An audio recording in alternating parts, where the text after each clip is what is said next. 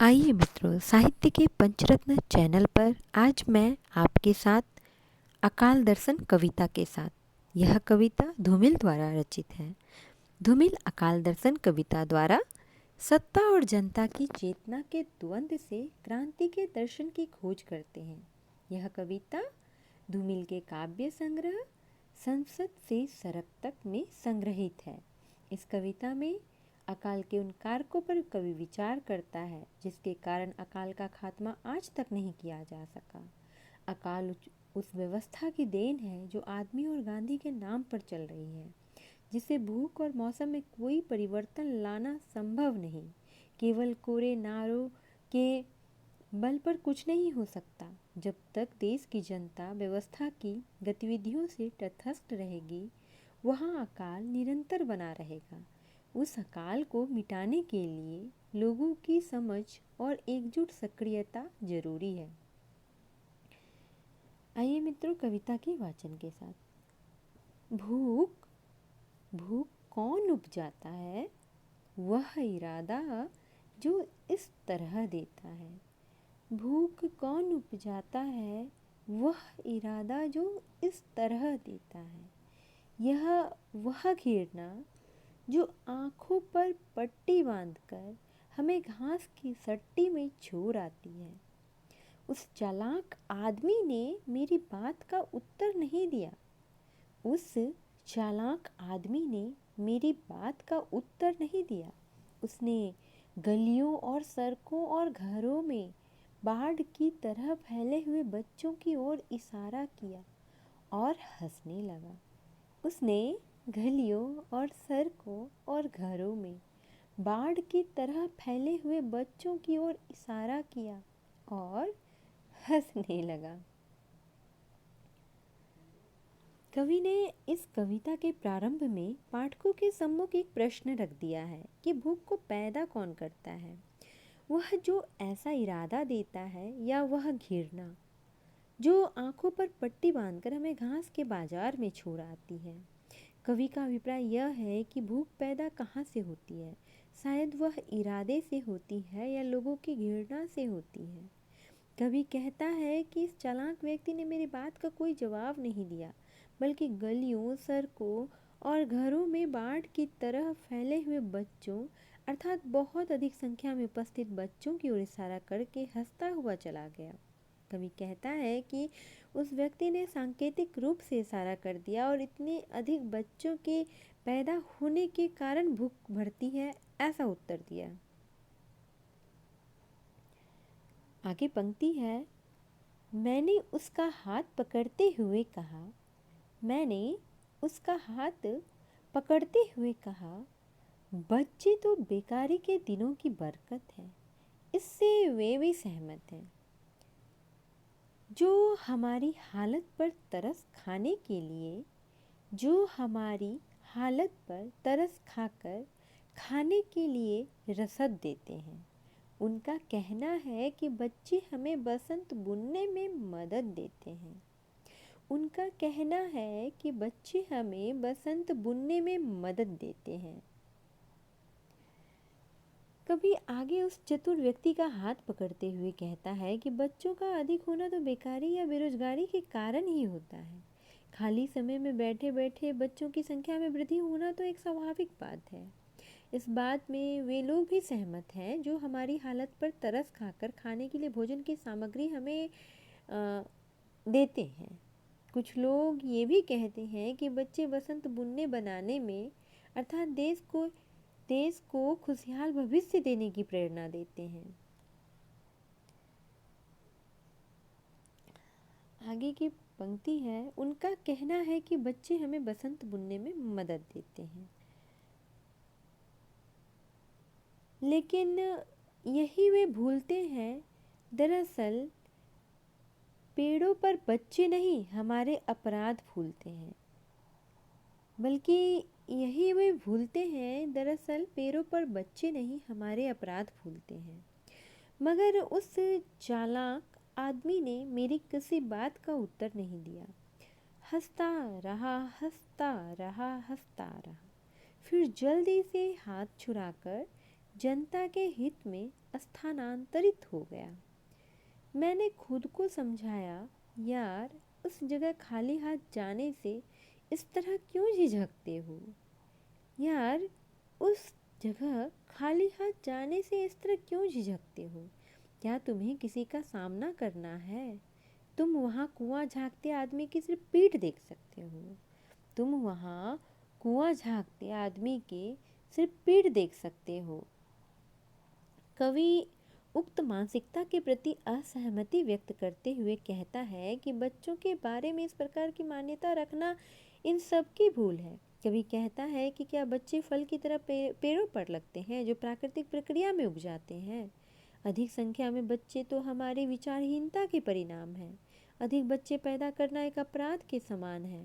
इतना कवि द्वारा कहने पर भी उस चालाक आदमी ने कवि की किसी बात का उत्तर नहीं दिया और इस बात पर हंसता ही रहा। लगातार हंसते हंसते फिर उसने जल्दी से मुझसे हाथ छुड़ाया और जनता के हित की बात कहकर वहाँ से चला गया, ताकि उसे कवि के प्रश्नों का सामना ना करना पड़े ताकि उसे कवि के सामान्य प्रश्नों का सामना ना करना पड़े तथा उसका भेद ना खुले। इसलिए वह वहाँ से चला गया।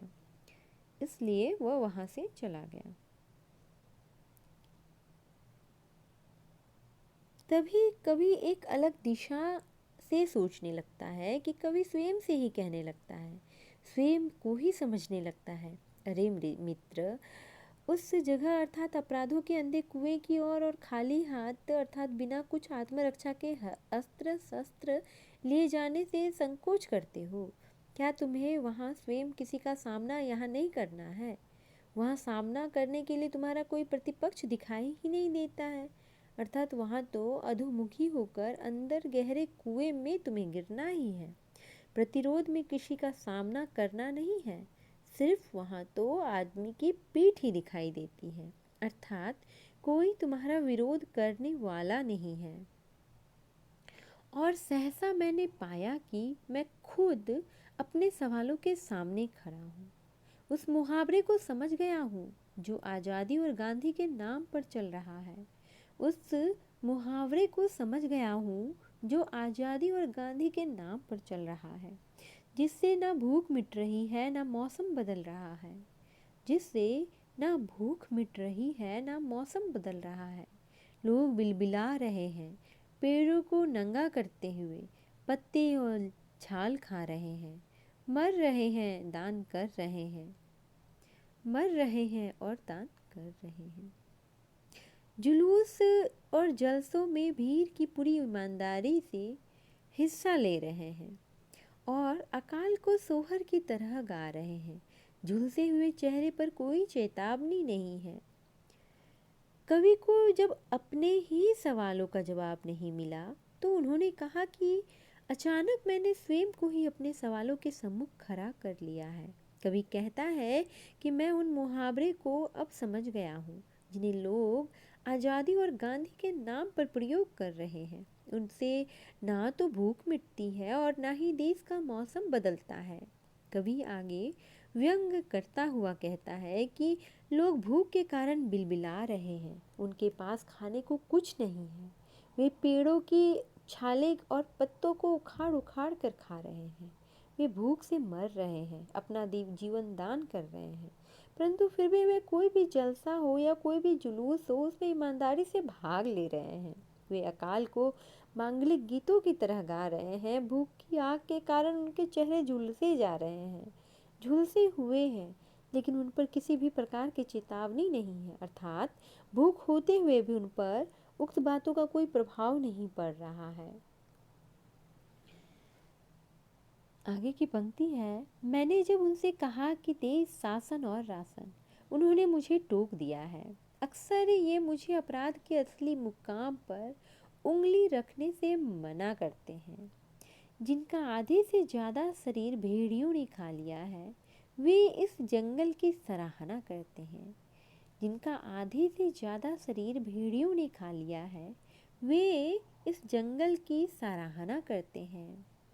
भारतवर्ष नदियों का देश है, भारतवर्ष नदियों का देश है। बेशक ये ख्याल ही उनका हत्यारा है। यह दूसरी बात है कि इस बार उन्हें पानी ने मारा है। यह दूसरी बात है कि इस बार उन्हें पानी ने मारा है।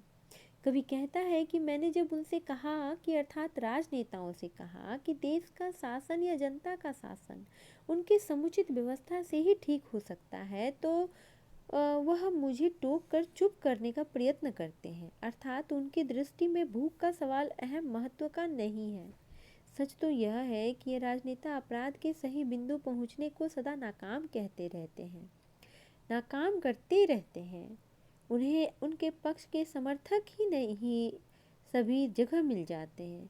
ऐसे जंगल राज जिसमें बड़ी शक्तियां छोटे व्यक्तित्व को निगल लेती हैं। यह शासन रूपी भेड़िए भी गरीबों को और गरीब पीड़ित और निरुपाय बना देते हैं। फिर भी वे लोग इस जंगल राज की प्रशंसा करते हैं तथा ये मान बैठते हैं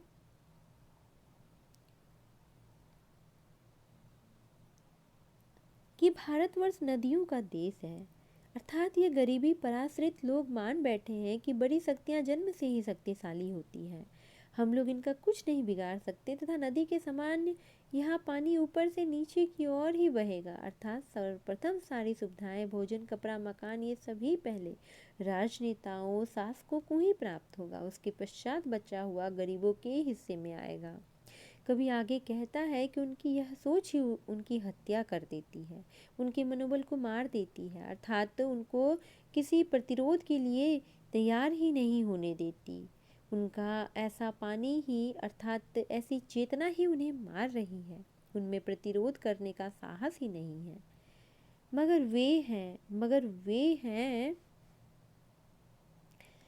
वे हैं कि असलियत नहीं समझते, अनाज में छिपे उस आदमी की नीयत नहीं समझते।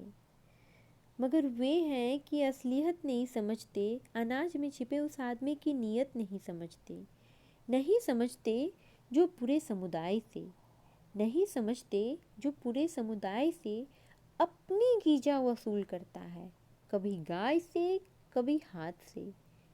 यह सब कैसे होता है?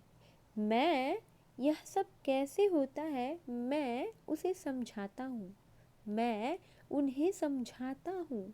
यह कौन सा प्रजातांत्रिक नुस्खा है कि जिस उम्र में मेरी माँ का चेहरा झुर्रियों की झोली बन गया है, उसी उम्र में मेरी पड़ोस की महिला के चेहरे पर मेरी प्रेमिका के चेहरे सा लोच है। कि जिस उम्र में मेरी माँ का चेहरा झुर्रियों की झोली बन गया है, उसी उम्र में मेरी पड़ोस की महिला के चेहरे पर मेरी प्रेमिका के चेहरे सा लोच है। ले चुपचाप सुनते हैं, ले चुपचाप सुनते हैं।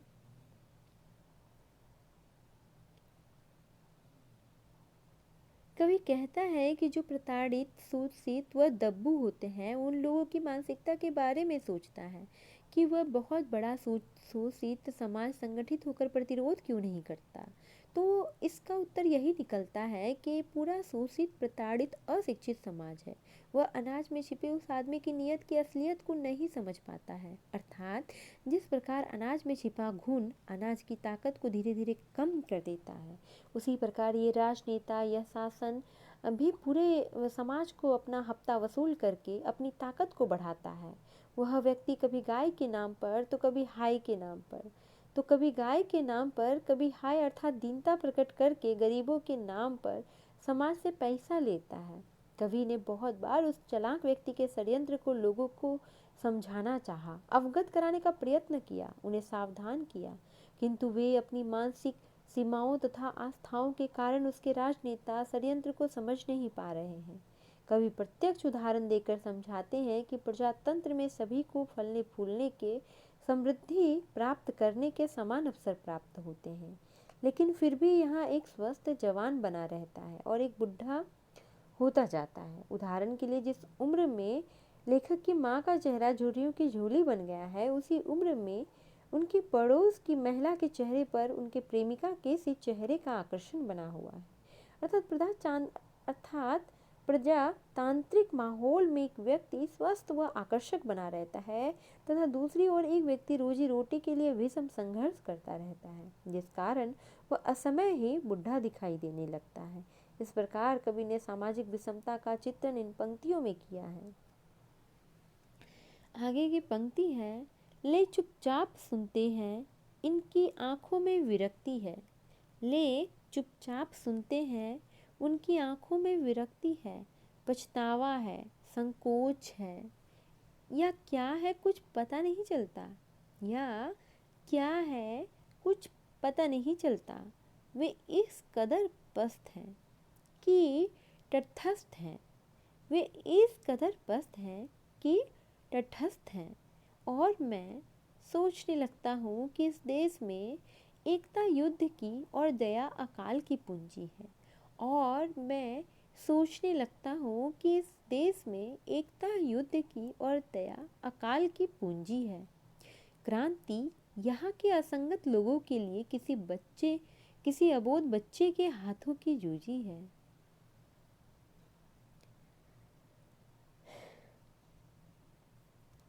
कवि आगे कहता है कि मेरे इन प्रश्नों का, इन तर्कों का उत्तर जब इन राजनेताओं या शासकों के पास नहीं होता है तो ये चुपचाप इन तर्कों को सुनते रहते हैं, तथा जब वे इन प्रश्नों का उत्तर नहीं दे पाते हैं तो इनकी आंखों में विरक्ति का भाव, पछतावे की झलक या एक संकोच सा दिखाई देता है। उनकी इस निरुपाय अथवा त्रस्त दशा को देखकर कुछ समझ नहीं आता है। वे अपने पद के प्रति ईमानदार रहे हैं या आंखों में पछतावा या संकोच दिखाकर ईमानदारी का दिखावा कर रहे हैं। उनका यह तटस्थ भाव कवि की असमंजस की स्थिति में डाल देता है। तभी कवि के मन में एक नई सोच उभरती है कि इस देश में दिखाई देने वाली एकता युद्ध के भय अथवा अभाव के कारण जो दया उत्पन्न हुई है, ये मात्र केवल शब्द है, वाणी मात्र का दिखावा है, या इन शासकों के मन में एक क्रांति उत्पन्न हुई है। जिस प्रकार एक अबोध बच्चों को यह ज्ञात नहीं होता है कि उसके हाथे में भयानक जंतु है, कोई खिलौना नहीं, उसी प्रकार यहाँ के लोगों की अनासक्त मानसिकता समग्र संदर्भों का सामाजिक उपयोग नहीं कर पाते। वह क्रांति का महत्व नहीं समझते हैं। अकाल के माध्यम से इस कविता में धूमिल ने समाज की वास्तविक स्थिति का दर्शन कराने की चेष्टा की है। तो यह थी कविता अकाल दर्शन। अगर आप सभी को कविता और कविता की व्याख्या पसंद आई हो तो लाइक, शेयर, सब्सक्राइब करना ना भूलें। बहुत बहुत धन्यवाद।